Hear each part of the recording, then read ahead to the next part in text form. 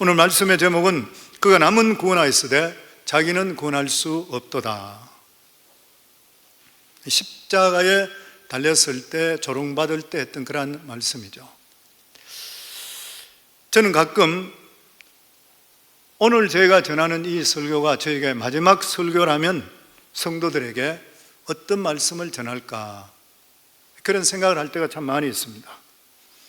특별히 예수 그리스도의 보혈의 피의 공로, 십자가의 찢기심, 피 흘리심, 주의 만찬, 성찬을 기념하는 그러한 날이면 더더욱 그렇습니다.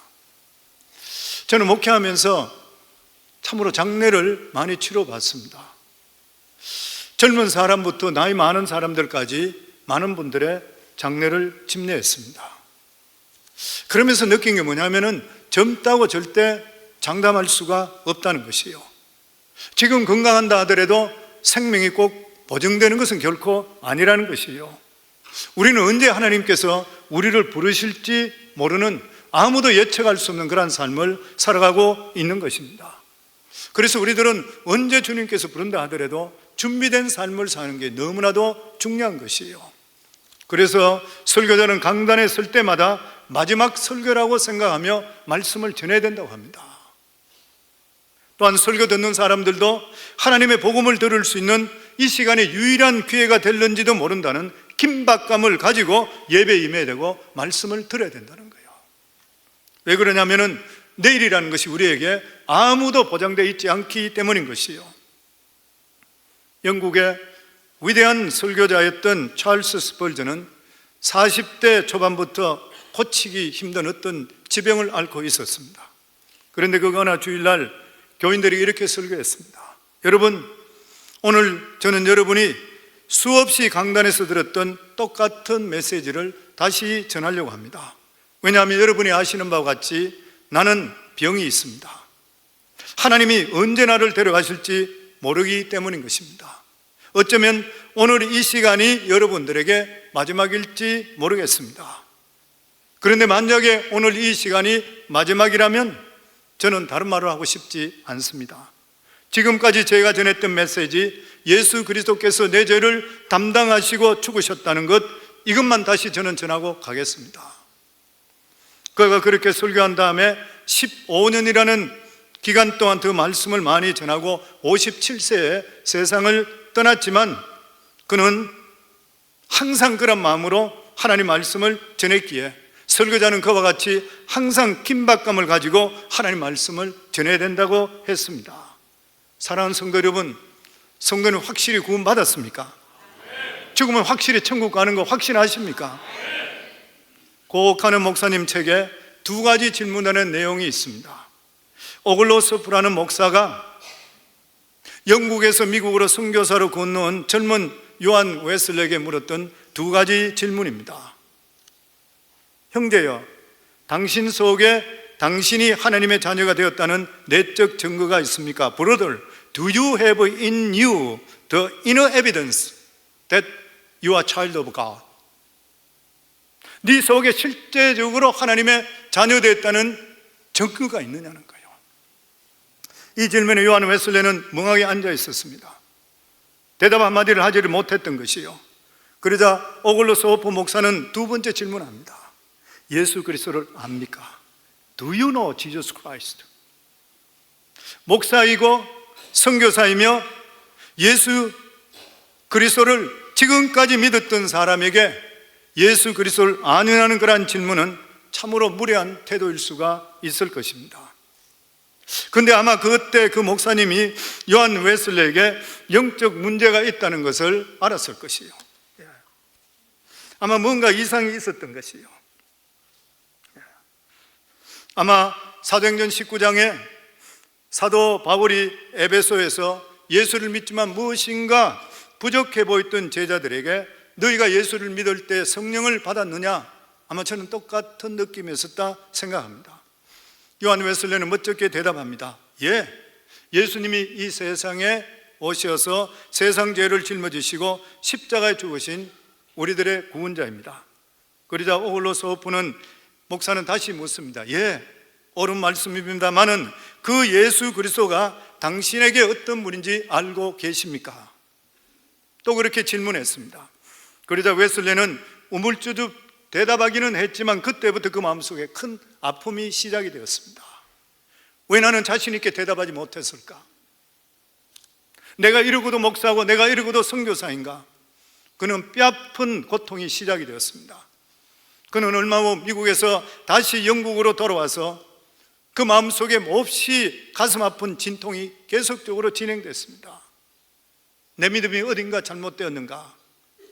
내가 오늘 정말 죽는다면, 이 세상을 떠난다면 이런 마음을 가지고 하나님 나라에 들어갈 수 있을까?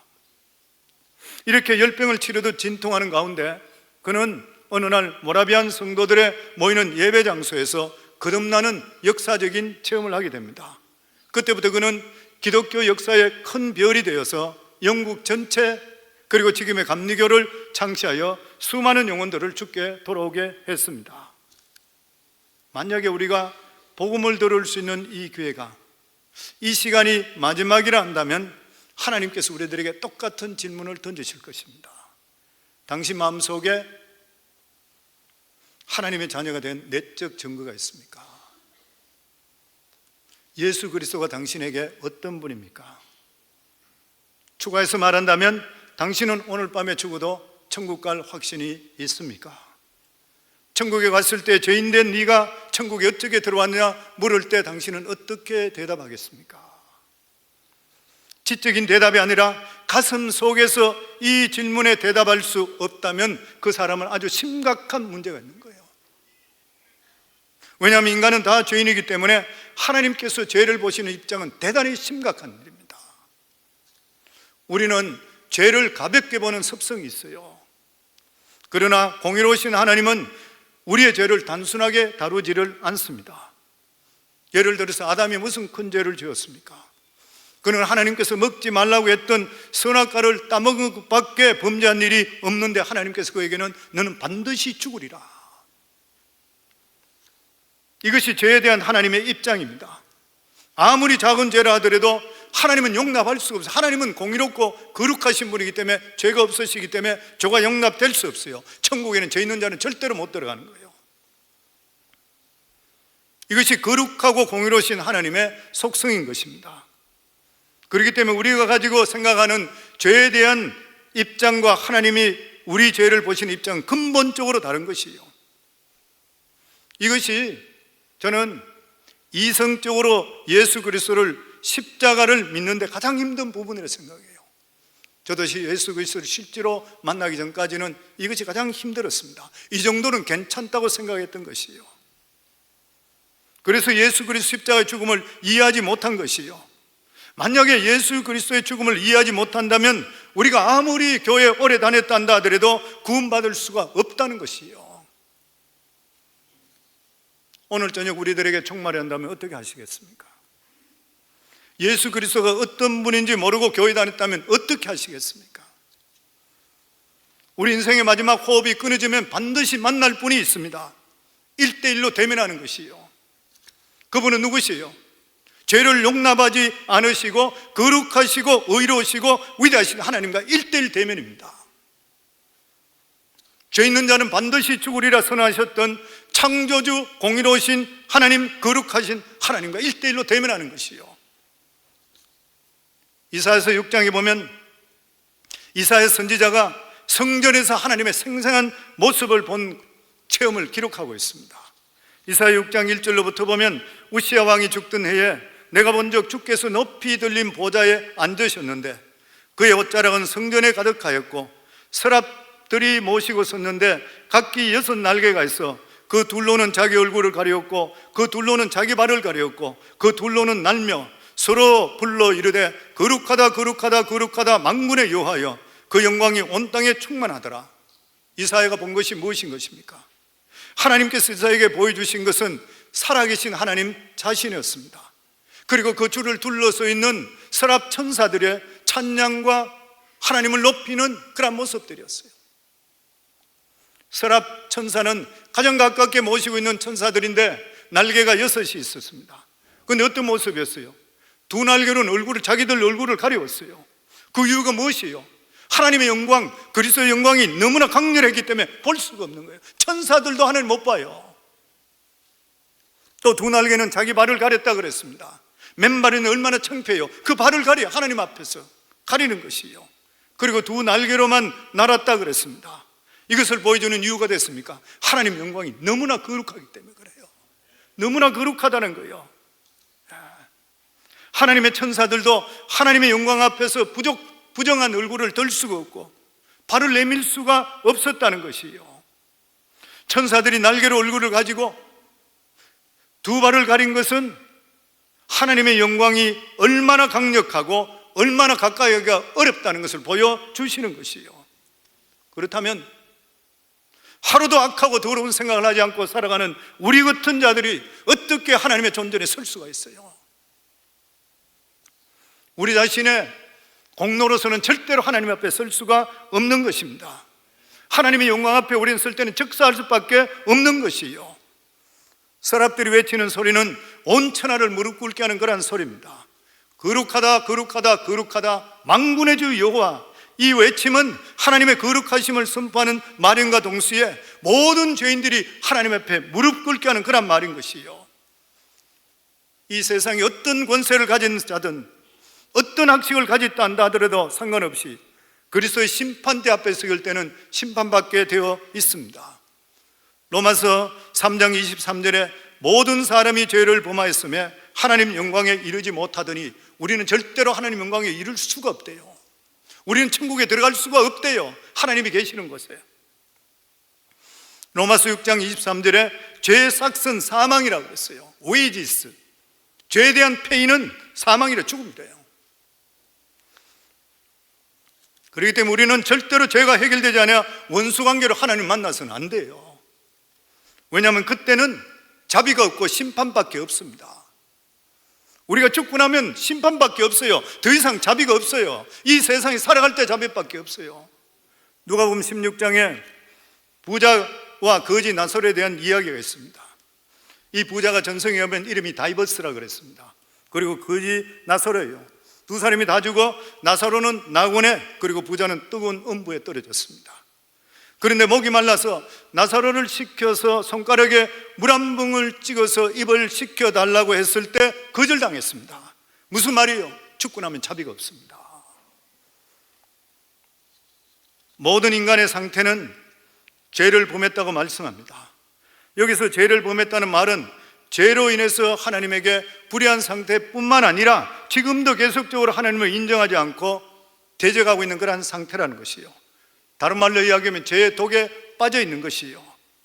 하나님과 인간관계 속에는 죄라는 두터운 담이 놓여 있어서 하나님의 축복이 우리에게 오지도 못하고 우리는 그 자리에 나갈 수 없는 그러한 상태인 것이요.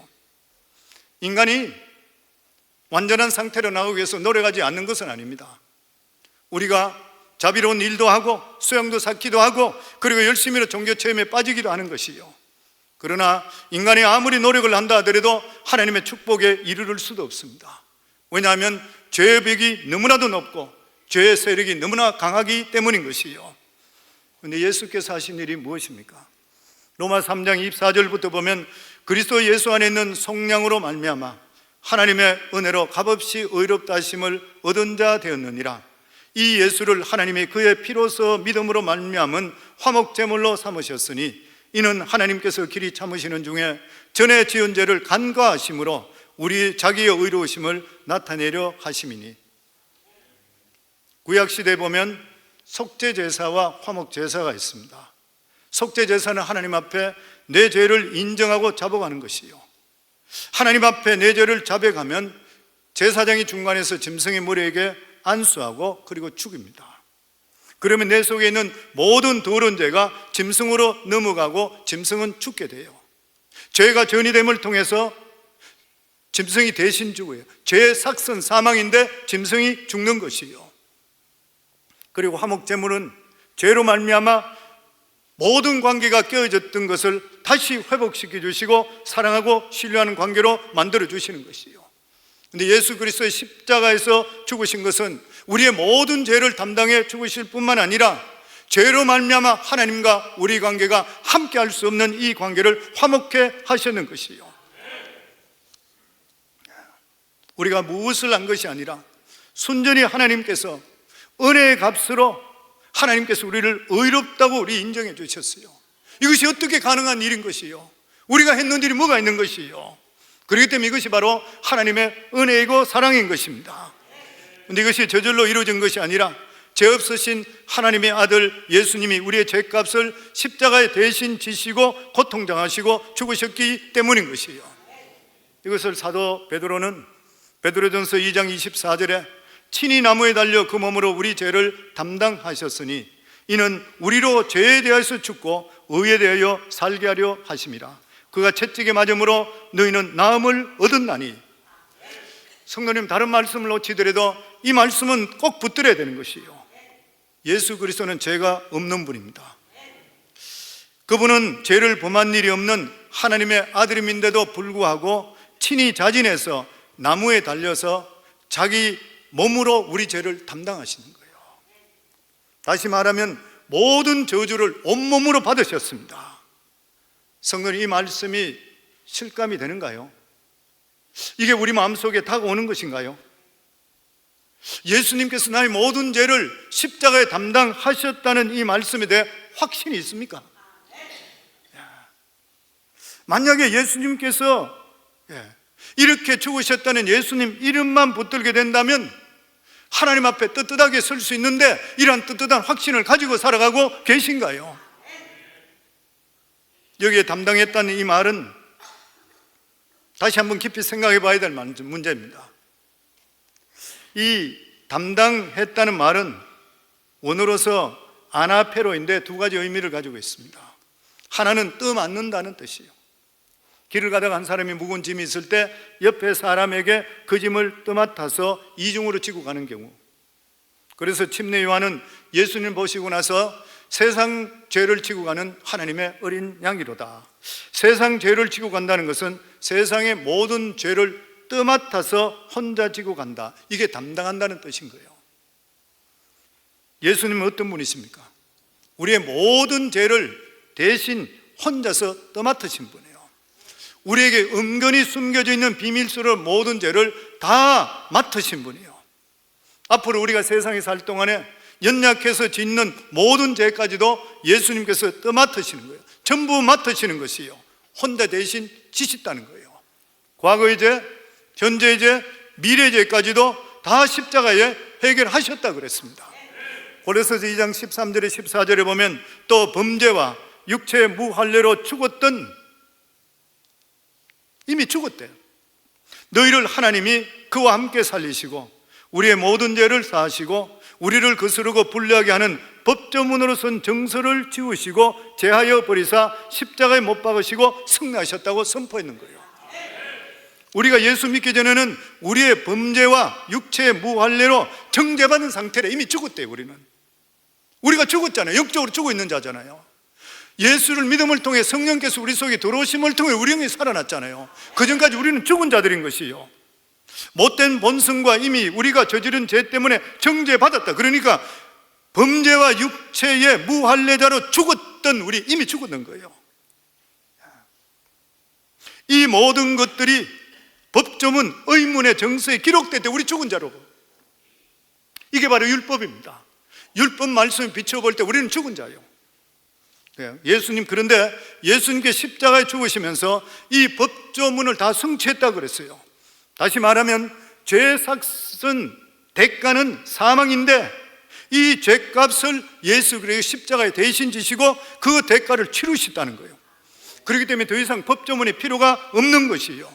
그래서 오늘 이 고린도서 2장 13절에 14절에 있는 말씀은 두 가지로 비유합니다. 예수 그리스도 십자가를 지심을 통해서 법조문을, 거기 선 정서를 지워버리고 찢어버리고, 다른 표현에는 찢어버리고 다른 하나는 십자가에 못 박았다 그랬습니다. 다시 말하면 찢어버렸다는 건 무효되는 것이고 십자가에 못 박았다는 것은 공포하는 것이에요. 예수 믿는 자들은 예수님의 죽음을 통과하면서 하나님의 자녀가 되었습니다. 더 이상 우리들은 율법의 저주에 있지를 않는 것이에요. 하나님께 이 사실을 밝혀 드러내신 것이 바로 십자가의 승리인 것입니다. 성도님, 세상에 이보다 더 기쁜 일이 있습니까? 저는 예수가 너를 위해 죽었다는 음성을 들으면서 내 인생이 바뀔 때에 나는 이 세상에 지금까지 살아가더라도 난 더 이상 기쁜 적이 없습니다. 지금도 살아갈 때에 매일매일 삶 속에 어떻게 나 같은 자에 예수님이 죽으셨을까? 어떻게 나에게 그런 음성을 주셔서 내가 예수를 믿게 됐을까? 나는 인생에 어떤 것도 비교할 수 없는 게요. 천만금을 주든 억만금을 주든 간에 우리 인생이 세상의 끝이 아니라 죽고 나면 영원한데 하나님께서 나에게 영원한 생명을 주시고 나를 기억하시고 하나님 자녀 삼아준 만큼 더 기쁜 일이 어디 있습니까? 이 세상에 이만큼 더 감격스러운 뉴스가 어디 있는 것이요? 여러분, 만약에 우리가 삶 속에 빚이 있어 수십만 불의 빚이 졌었는데 어떤 사람이 무슨 이유인지 모르지만 그 빚을 다 갚아줬어요. 그럴 때 우리는 어떻게 살아야 돼요? 우리 표정이 그냥 있겠습니까? 그동안 수심에 가득 찼던 우리 얼굴이 어떻게 돼요? 기쁨으로 넘치게 되어 있잖아요. 그 사람만 생각하게 될 때에 감사가 넘치게 되어 있는 일인 것이에요. 그런데 평생토록 자기 힘으로 감당치 못할 죄를 무조건 떠맡으신 하나님의 아들에 대해서 우리는 얼마나 감격하고 있는 거예요. 성도님, 이것을 우리가 믿는 것이 믿음입니다. 우리 삶 속에 이것을 나타내는 것이 예배이고 예배자의 모습이 돼야 되는 거예요. 그러므로 진정으로 하나님께 받으시는 예배자는 어떤 사람이요? 거듭난 자라야 돼요. 그리고 십자가의 대속의 죽음을 통해 내 죄사함을 입었다는 것을 믿는 믿음의 감격으로 드린 게 예배예요. 그래서 예배자의 전제 조건은 첫 번째가 중생이고 둘째가 십자가의 죄사함을 믿는 것이에요. 성도 생각해 보세요. 중생, 거듭나지 않는 자가 어떻게 예배에 감격의 눈물이 있겠습니까? 교회 와서 그냥 복 받는 이야기나 좋은 말씀만 듣고 좋네 끝나버리는 것이지, 예배 드리면서 하나님께서 나를 생각하시고 나를 건져주시고 죄인에서 구원해 주셨구나, 이 감격이 어떻게 있을 수 있어요?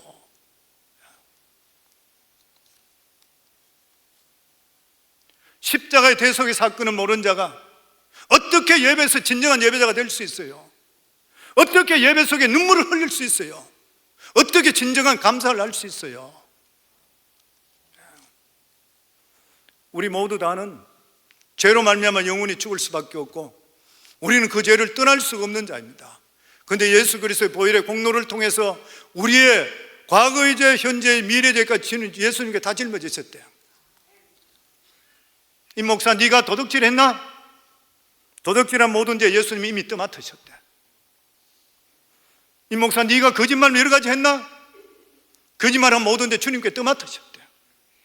나도 모르는 사이에 내 모든 죄가 예수 그리스도의 믿음을 통해 떠맡으시고 그 모든 형벌과 값을 예수님 십자가에 치르시는 거예요. 그래서 나는 죄사함을 받고 예수 그리스도를 믿으며 새 사람이 되는 것이요, 새 몸을 입은 것이요, 지금까지 나를 짓누르고 있던 그러한 죄가 눈 녹듯이 사라지는 것이요, 이것을 확실히 믿고 받아들인 것이 믿음입니다. 우리는 이 복음을 너무나 누리지 못하고 그리고 즐기지 못하고 살아가고 있습니다. 특별히 과거의 죄에 대해서 자유롭지 못하고 억눌리는 사람이 뜻밖에도 많아요. 어떤 책에 보니까 오랫동안 신앙생활했는 권사님인데도 교회 와서 기도할 때마다 지난 죄에 대해서 하나님, 내 이 악한 죄를 어떻게 할까요? 계속적으로 수십 년 동안 그 기도만 붙들고 있다 그래요. 하나님이 용서해 주셨다면, 십자가의 보혈을 통해 용서해 주셨다면 믿으면 되는데, 나는 용서받지 못했다, 나는 안 된다, 나는 못한다, 이것은 겸손한 것이 아니라 오히려 불신앙이라는 거예요. 하나님은 우리에게 능력 주시면 받은 줄로 믿고 나가기를 주의 이름으로 축원합니다. 내가 용서해 주신다고 했다면 용서받은 확신을 갖기를 주의 이름으로 축원합니다. 예수님이 용서해 주시면 끝난 일이라고 믿으셔야 되는 거예요.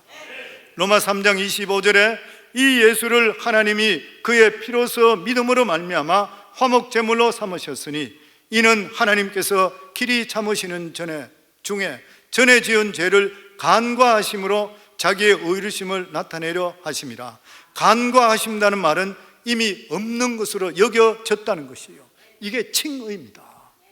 하늘나라 법적으로 볼 때에 죄가 있는데도 불구하고 하나님께서 이미 없는 것으로 인정되는 것, justification, 없어졌다는 것이요, 죄가 있지만 그 죄값이 예수 그리스도가 치름을 통해서 예수 그리스도로 옮겨졌기 때문에 하늘나라 법으로 볼 때 죄가 없다고 인정받는 것이 칭의인 것이요, 그래서 우리들은 죄가 있는데도 불구하고 용서받은 죄인인 것이요.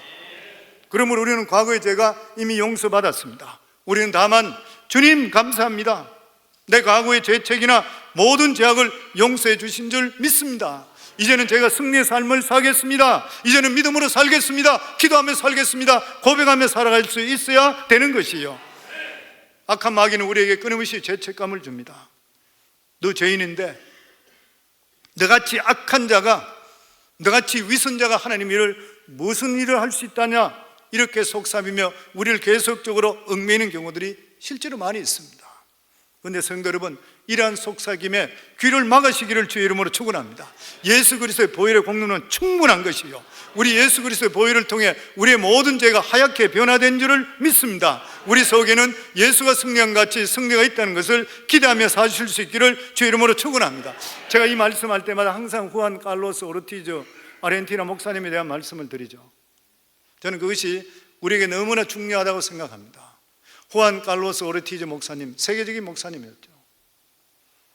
근데 그는 항상 자기 자신이 성결하지 못하다 생각했습니다. 내가 목사인데도 불구하고 나는 말씀을 전할 수 있는 자격이 없어. 나는 이렇게 더러운 생각, 죄악 가운데 생각하는 자가 내가 어떻게 해서 죄종이 될 수가 있는 것인가. 너무나도 괴로운 거예요. 그는 그것이 너무 괴로움이 너무 힘들어지니까 신경쇠약증이 걸리게 됩니다. 유명한 정신과 의사 찾아가서 상담을 하는 것이요, 그럼에도 불구하고 고쳐줄 수가 없습니다. 그래서 너무나 스트레스 받아서 강대상에 설교하다가 쓰러지기도 했다고 그래요. 어느 날 내가 이런 식으로 어떻게 목회를 할 수 있겠는가, 그러면서 기도하는, 집에서 기도하는 가운데 성령의 음성이 들립니다. 무슨 음성이냐면 갑자기 들린 게 네가 나보다 더 거룩하냐.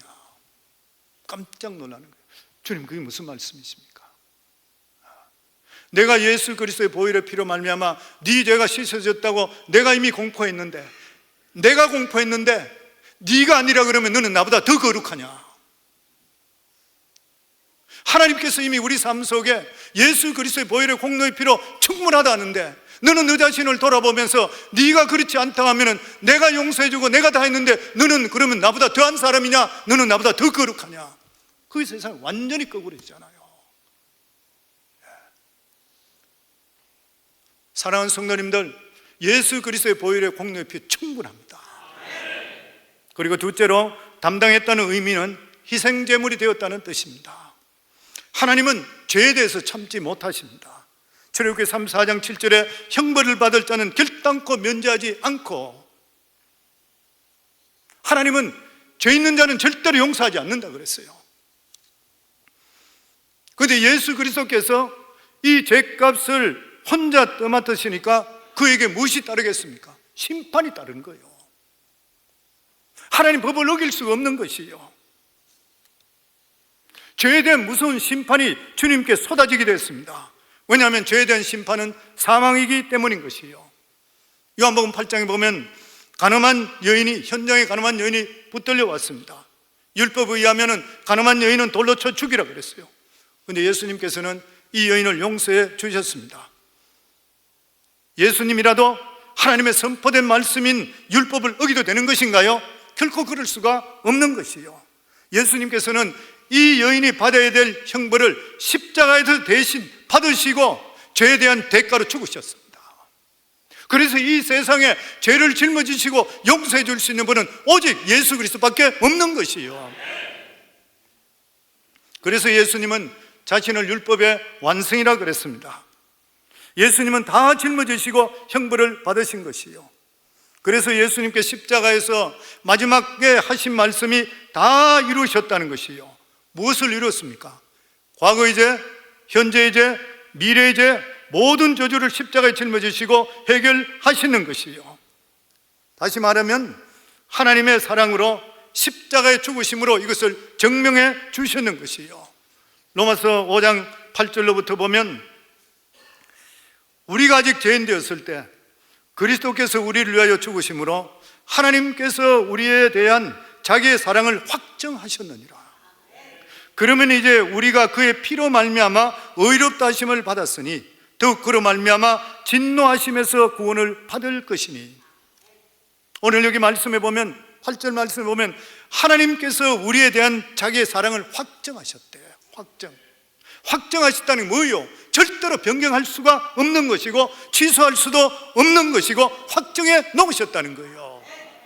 우리 인간은 마음이 변할 수 있고 말이 변할 수 있지만 하나님의 말씀은 1.1획도 변화될 수가 없습니다. 우리가 하나님의 말씀을 부여잡는 이유가 됐어요. 하나님은 절대로 흥하지 않으시고 실현하지 않으시는 분이요. 왜 하나님이 우리를 이렇게 사랑했습니까? 왜 하나님이 우리 같은 자를 사랑했어요?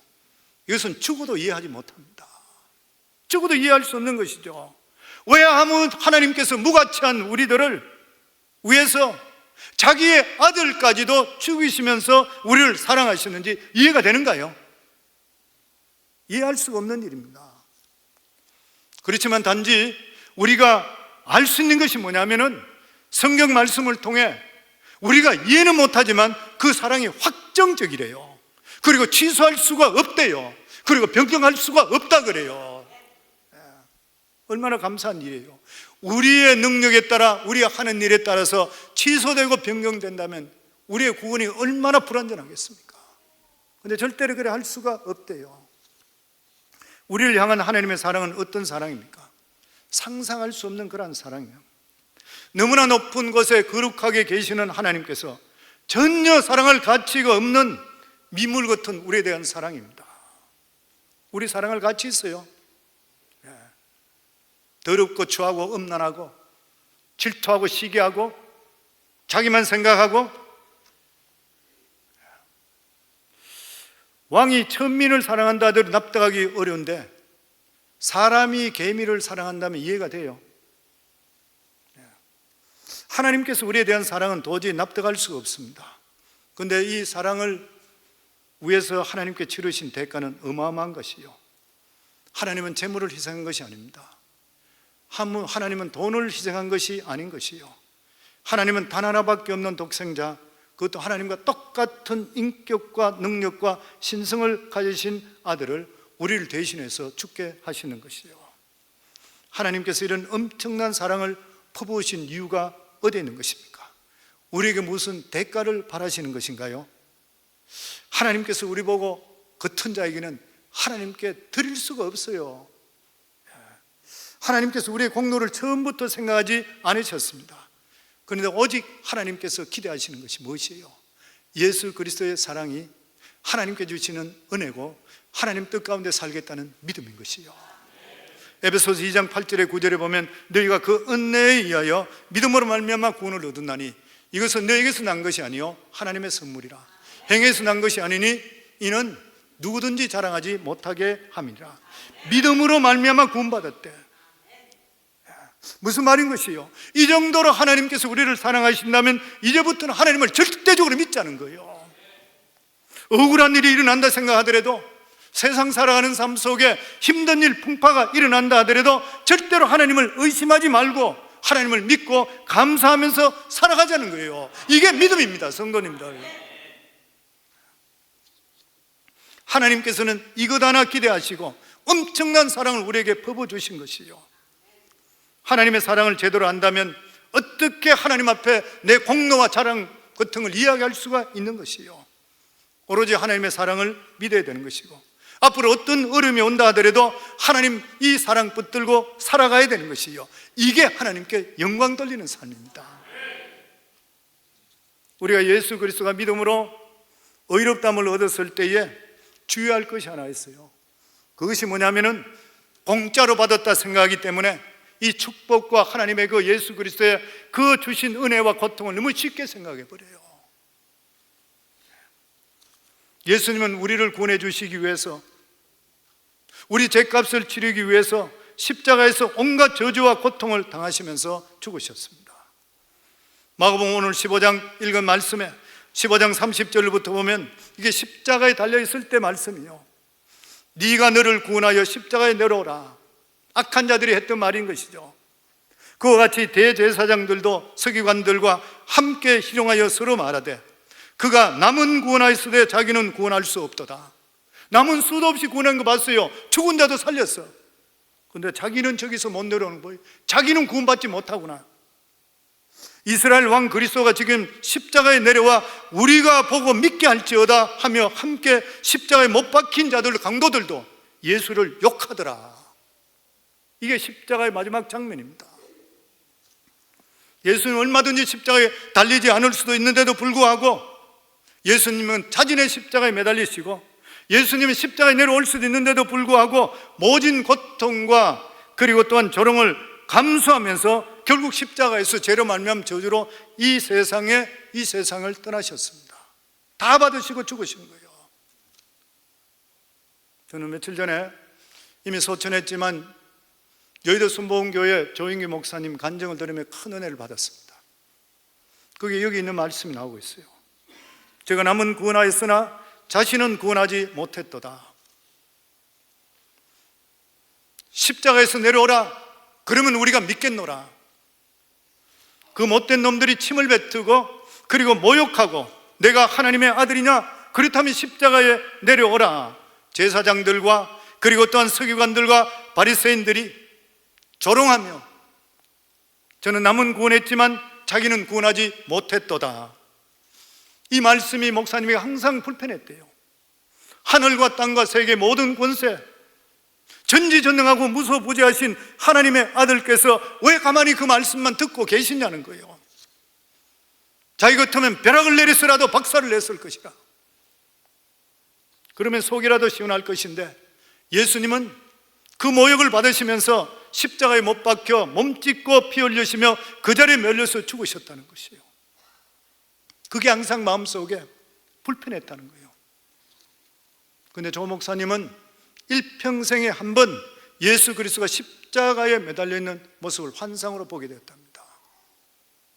가정 예배를 드리는데 그날은 어찌나 눈물이 쏟아지는지 찬송을 부를 수가 없다 그래요. 자녀들도 있고 해서 방으로 들어가서 거기서 통곡하며 우는 거예요. 그런데 갑자기 환상이 보이는 것이에요. 꿈인지 생시인지 모르면 장면이 바뀌면서 환상 속에 갈보리 골고다 십자가 앞에 무리 속에 자기가 서 있는 모습이 보이는 거예요. 말방급 소리가 요란하게 들리고 로마 군인이 투구를 쓰고 말을 타고 창을 들고 예수님 십자가 지고 골고다 선상에 도살했을 때 제자들은 다 도망가 버리고 여자들만이 예수님을 구출하겠다고 애워사니까 로마 병정들이 여자들을 때리고 발로 차고 그래도 안 되니까 말을 타고 그 여자들 속에 그냥 중간에 뚫고 들어가는 것이에요.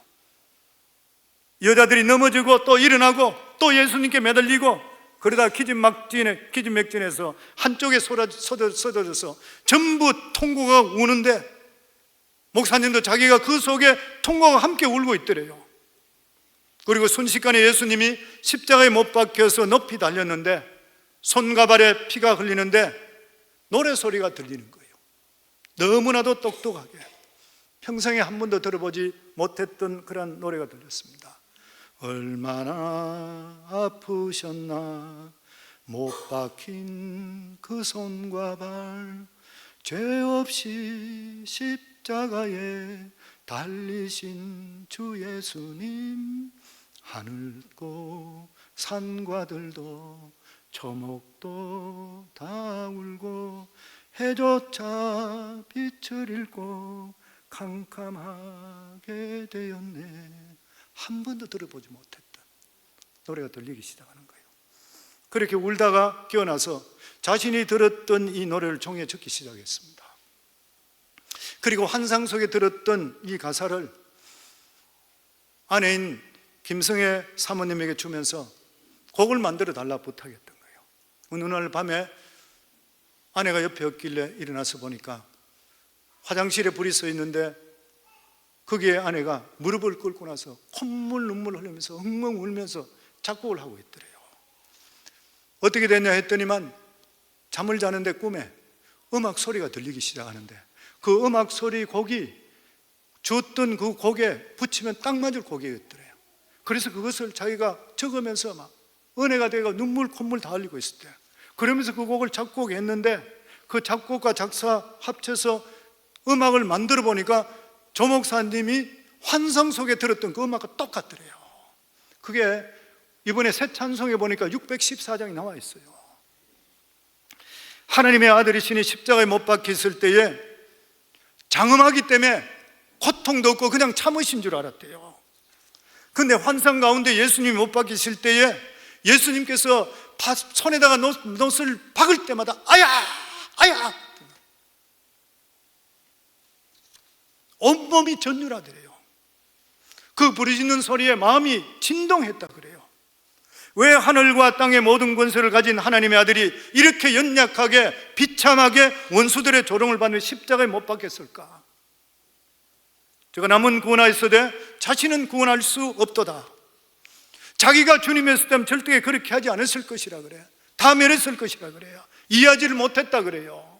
너무나 그 고통스러운 모습을 봤다 그래요.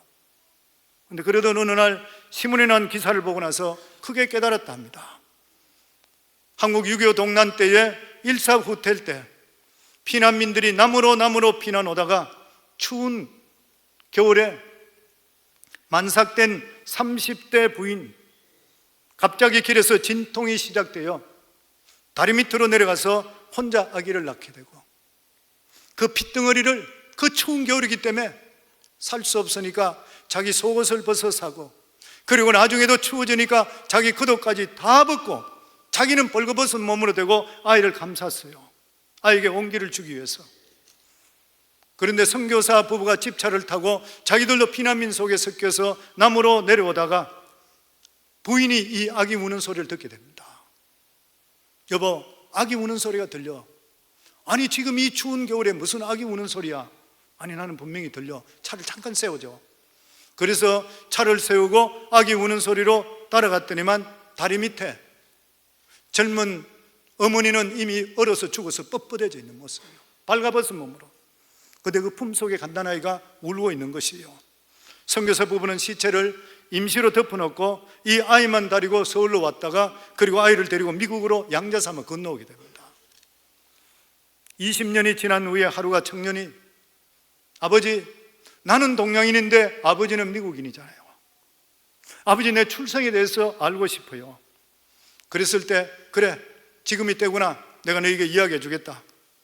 일사후퇴 때에 너를 살리려고 내복이고 속옷을 다 벗어 너를 칭칭 애워싸고 너희 어미는 거기서 얼어 죽고 너는 살았다. 어머니는 그때 우리도 경황 중에 돌과 덤불로 덮어놓고 그냥 왔다. 그러니까 이 청년이 눈물을 비어듯이 흘리면서, 아버지, 그때와 같이 추운 겨울 어머니가 나를 낳아준 그 자리에 나를 데리고 가주세요. 그래서 그때 이 아들을 데리고 실제적으로 겨울에 찾아오는데 강원도 어느 근처에 있는데 고속도로가 나서 흔적을 찾을 수가 없었다 그래요. 이 근방인데 고속도로가 너무나 바뀌어서 잘 모르겠는데 이 근처다.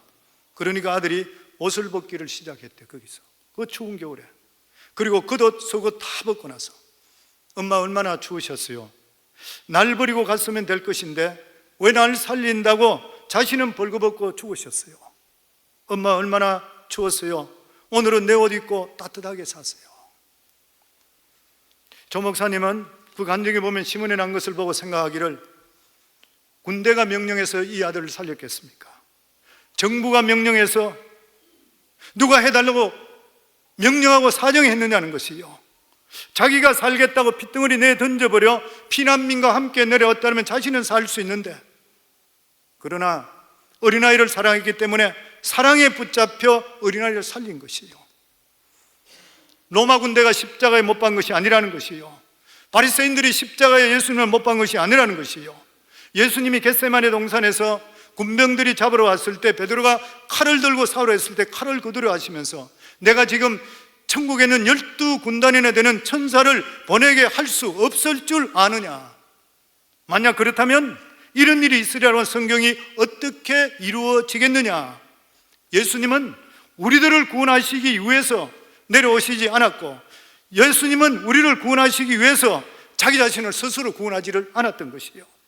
만약 예수님이 십자가에 내려오셨다면 예수님은 구원받은지 모르지만 우리들은 멸망하는 것이요. 그러므로 그가 남은 구원하실지라도 자기는 구원하지 못하는 것이요. 비록 원수들이 했는 말이지만 전국을 찌르는 정확한 말인 것이요. 만일 예수님이 십자가의 그 고통을 피해서 내려왔더라면 주님은 구원받았지만 저와 여러분들은 여전히 죄 가운데 있는 것이고 멸망당하고 말았을 것이요. 천지를 지으시고 만물을 운행하시는 하나님이 이 예수님을 이렇게 허약하게 하시며 십자가에 못 박게 한 것은 하나님의 사랑인 것이요. 어떤 힘도 사랑보다 더 강한 것은 없는 것입니다. 요한복음 3장 16절에 하나님이 세상을 이처럼 사랑하사 독생자를 주셨으니 이는 그를 믿는 자마다 멸망하지 않고 영생을 얻게 하려 하심이라. 하나님이 세상을 이처럼, 우리를 이처럼 사랑했대요.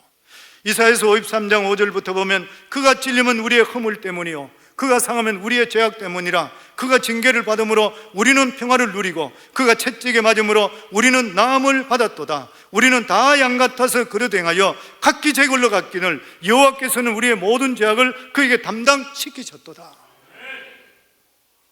예수님께서 가난하게 되신 것도 우리의 부유함을 위해서 가난하게 되셨대요. 고린도서 8장 9절에 보면 우리 주 예수 그리스도의 은혜를 너희가 알거니와 부유하신 자로서 너희를 위하여 가난하게 되시면 그의 가난함으로 말미암아 너희를 부유케 하려 하심이라. 모든 가난의 저주, 모든 인간의 저주를 예수님이 다 짊어지셨다는 것이요. 그래서 예수님께서 오늘 성경에 다시 말씀합니다. 친히 나무에 달려 그 몸으로 우리 죄를 담당하셨으니 이는 우리로 죄에 대해서 죽고 의에 대해서 살게 하심이라. 그가 채찍에 맞음으로 너희가 나음을 입었노라.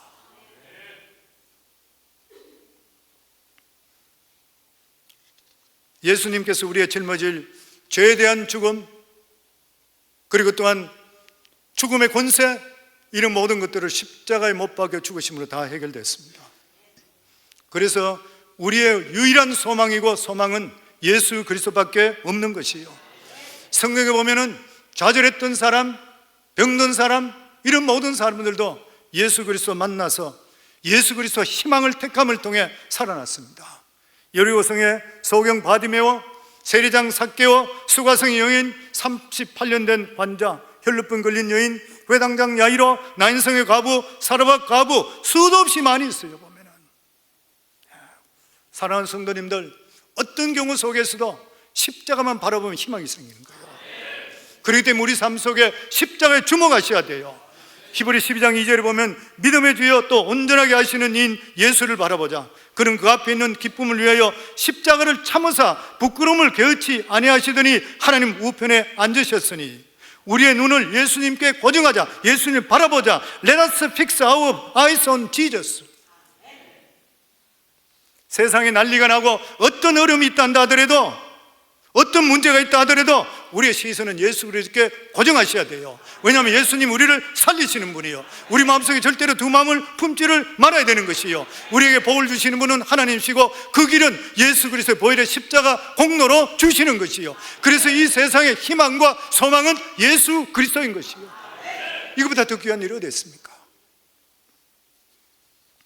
오늘 주의 만찬을 저희가 나누면서 예수님의 피와 살을 우리가 대하면서 하나님께서 우리에게 주셨던 이 크신 은혜를 다시 한번 생각하셔야 돼요. 그리고 하나님께서 우리에게 요구하는 건 뭐예요? 하나님께서 우리를 이렇게 사랑하시고 내 아들까지도 아끼지 않아 주었으니까 나를 믿으라는 거죠.